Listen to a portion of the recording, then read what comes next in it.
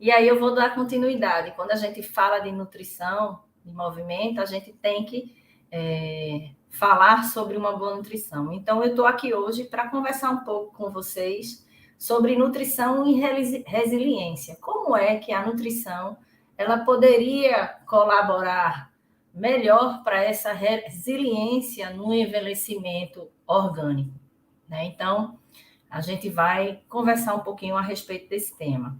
Então, a nutrição, de uma forma muito geral, ela atua em 3 fases, né? Tanto na prevenção da doença, na detecção da doença, e aí, com o envelhecimento, várias doenças, principalmente as doenças crônicas não transmissíveis, por conta de padrões alimentares inadequados, elas aumentam a prevalência, né, aqui no Brasil e no mundo, e aí cabe a nós, na nutrição, atuar de forma a gerenciar um pouco essas doenças.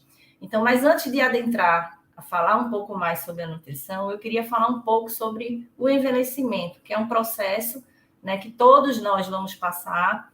É um processo que vai gerar várias modificações e transformações orgânicas, desde alterações na fisiologia, na bioquímica, como Bárbara muito bem colocou, a imunossenescência, que é o envelhecimento desse sistema imunológico, que vai diminuir a competência dele de resposta a nos defender de agentes patógenos, por exemplo, né? Então, assim, do ponto de vista digestível da fisiologia, o idoso ele produz menos enzimas, ele tem a dificuldade de mastigação, seja por perda de dentição ou prótese inadequada, ele tem uma redução das papilas gustativas, então, pelo próprio envelhecimento, os sabores dos alimentos não são percebidos de uma forma igual ao indivíduo mais jovem. Então, todas essas questões, né, dessa redução da capacidade intrínseca que envolve envelhecimento, a capacidade de percepção auditiva,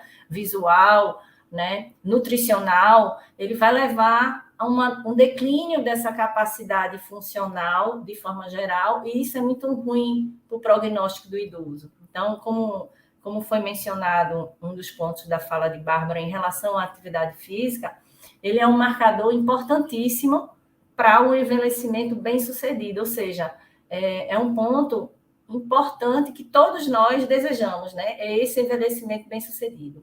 E aí, quando a gente fala nesse envelhecimento bem-sucedido, a gente tem que associá-lo de uma forma muito importante também uma nutrição. Porque o que é que a gente vem observando na nossa sociedade, na epidemiologia de hoje em dia, né, no Brasil e no mundo? O aumento de doenças crônicas não transmissíveis por conta de padrões alimentares inadequados, né? A configuração da mudança de comportamento globalizado de uma forma geral levaram as pessoas a comerem mais na rua, comerem mais alimentos ultraprocessados, cheios de aditivos, conservantes, corantes, e essas substâncias, conhecidas como substâncias xenobióticas, que não são nutrientes, elas são gatilhos para o nosso sistema imunológico, nosso sistema fisiológico, e podem gerar o adoecimento. Então, a quebra dessa saúde. Então, o nosso organismo ele é tão inteligente que ele luta dentro de sua fisiologia, de sua condição, a tentar manter esse equilíbrio. Mas chega um momento que a exposição é tão grande que aí a gente não consegue, por conta desses padrões alimentares, manter uma nutrição adequada. Quando a gente fala no envelhecer, em relação à composição corporal, que eu gostaria de expor aqui para vocês, é que às vezes a gente observa pacientes que não necessariamente ele tem uma mudança no peso, né? Mas a gente observa uma mudança na composição corporal desse peso, um acúmulo maior de tecido adiposo e uma redução de massa muscular, né? A massa magra. E é essa massa magra que é a massa que é extremamente importante no envelhecimento para dar toda essa autonomia, essa capacidade do indivíduo de realizar suas atividades diárias, né? Do dia a dia, né? Como eu tinha dito. Então, assim, a nutrição, ela entra nesse momento para dar subsídios para a atividade física, seja exercício físico, para otimizar esse estado nutricional, melhorar essa capacidade funcional, dando força e mobilidade. A gente observa, às vezes, pacientes desnutridos que chegam com a desnutrição, grau de desnutrição tão grande, que aí ele cursa também com problemas de deglutição, de disfagia, de sarcopenia, que é a perda de massa magra e a perda da força, e tudo isso leva a um prognóstico muito ruim para esse paciente. Então, de um ponto de vista mais amplo, como é que a gente poderia orientar uma nutrição que nos module uma resiliência maior para esse processo de envelhecimento? Próximo, por favor.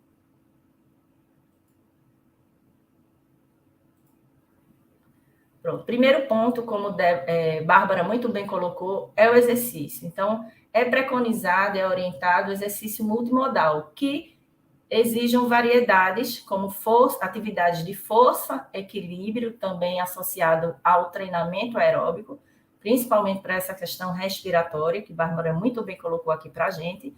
E em relação à alimentação, um padrão alimentar diferente desse que eu falei anteriormente, para que o indivíduo ele possa cursar com um envelhecimento mais funcional, mais ativo e bem-sucedido. Então, como é que deveria ser essa alimentação? Então, a alimentação mais adaptada na consistência, de acordo com as questões de mastigação, se o paciente usa prótese ou não, em relação à dentição, à deglutição, o sabor ajustado também. A gente não vai estar estimulando o consumo de temperos industrializados, mas das ervas desidratadas, na temperatura adequada, ajustada também, possivelmente pode ser detectado deficiências nutricionais, e aí a gente tem que dar o equilíbrio em relação a macronutriente, um aporte maior de proteína, muitas vezes ele é orientado para melhorar essa nutrição desse paciente, para dar condições de saúde melhor para esse paciente.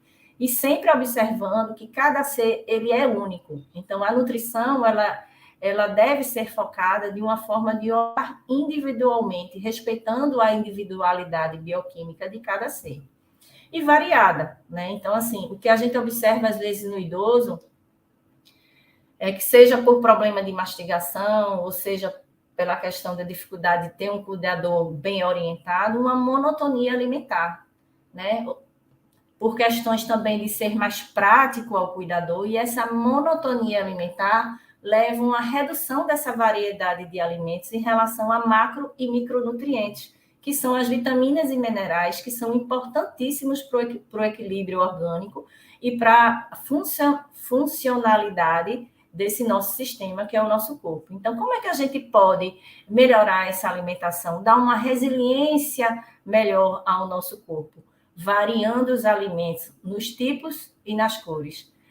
Nos tipos, porque a gente dá uma ampla variedade de micronutrientes, principalmente vitaminas e minerais, que são os cofatores de várias reações bioquímicas do nosso corpo, para que a gente consiga fazer nosso corpo funcionar da forma que ele deve funcionar, né? E também de cores, porque os vegetais eles têm pigmentos, e esses pigmentos são chamados de fitoquímicos, e esses fitoquímicos possuem substâncias bioativas. O que é isso? São substâncias que vão ajudar a modular nosso organismo, a prevenir a exposição, a diminuir o risco de exposição e tentar manter esse equilíbrio orgânico diante de uma exposição maior, seja uma alimentação num padrão mais industrializado, digamos assim, certo? Então, essas substâncias têm várias propriedades, melhoram a função imunológica, elas atuam como antioxidante, anti-inflamatório. Então, é importantíssimo